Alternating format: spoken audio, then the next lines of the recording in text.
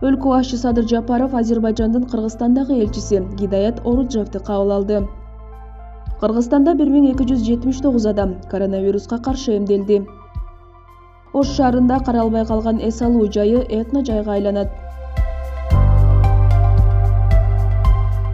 Өлкө башчы Садыр Жапаров Азербайжандын Кыргызстандагы элчиси Гидаят Оруджевди кабыл алды. Бул тууралуу президенттик аппараттын басма-сөз кызматы билдирет. Анда Садыр Жапаров саясий диалогту жогорку деңгээлде колдонуунун маанилүүлүгүнө токтолуп, кыргыз тарап Азербайжан президенти Илхам Алиевдин расмий сапар менен келерин күтүп жаткандыгын айтты. Мамлекет башчысы 2021-жылы өкмөттөр аралык комиссиянын жыйынын өткөрүү, бизнес коомчулуктун өкүлдөрүнүн иш сапарларын уюштуруу, ошондой эле өз ара пайдалуу экономикалык долбоорлорду ишке ашыруу жолу менен эки өлкө ортосундагы соода-экономикалык кызматташтыкты активдештирүүнү сунуш кылды. Ошону менен бирге Садыр Жапаров Азербайжан тарапка эки долбоорду Бишкек шаарындагы Кыргызстан-Азербайжан достук паркынын жана Гейдар Алиев атындагы жалпы билим берүүчү мектептин курулушун ишке ашырууга каржылык жардам көрсөткөндүгү үчүн ыраазычылык билдирди. Азербайжан башчысынын Кыргызстанга боло турган алдыдагы иш сапарына карата аталган курулуштар аяктарын кошумчалады. Ошондой эле Садыр Жапаров Баку-Бишкек түз аба каттамын калыбына келтирүү маселесине токтолуп, бул маселенин оң жагына чечүүнү караштырып, тездетүүнү сунуш кылды. Элчи Гидаят Оруджев Азербайжандын президенти Илхам Алиевдин Садыр Жапаровго жолдогон саламын айтып, анын жетекчилиги астында өлкөлөр ортосундагы достук жана өнөктөштүк мамилелер мындан ары тереңдейт деген бекем ишенимин билдирди.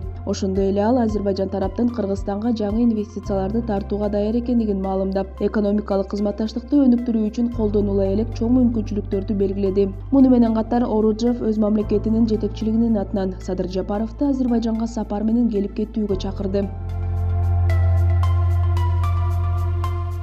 Кыргызстанда акыркы суткада 430 адам коронавируска каршы эмделди. Бул тууралуу Саламаттык сактоо жана социалдык өнүктүрүү министрлигинин басма-сөз кызматы билдирет. Ал эми 29-марттан бери бүгүнкү күнгө чейин өлкөдө жалпы 1279 адамга коронавируска каршы эмдөө жүргүзүлдү. Алар Бишкек шаарында 306 адам, Ош шаарында 283 адам, Чүй облусунда 151 адам, Ош облусунда 319 адам, Ысык көл облусунда 98 адам, Баткен облусунда 11 адам, Нарын облусунда 111 адам. Калкты эмдөө үчүн Бишкекте 5 пункт ачылган. Бириккен үй бүлөлүк медицина борборунун жана номер 7 үй бүлөлүк медицина борборунун базасында, Ысык Ата жана Сокулук райондорунун үй бүлөлүк дарыгерлер борборунда 5 эмдөө пункту, Ошто номер 8 жана номер 10 үй бүлөлүк медицина борборунун 2 филиалынын базасында 2 пункт ачылган. Белгилей кетсек, Кыргызстанга Кытайдан Синофарм вакцинасынын 150 000 дозасы келген. Аны менен 75 000 адам эмделет. Вакцинаны биринчилерден болуп 29-мартта Саламаттыкты сактоо жана социалдык өнүктүрүү министри Алымкадыр Бейшеналиев алган.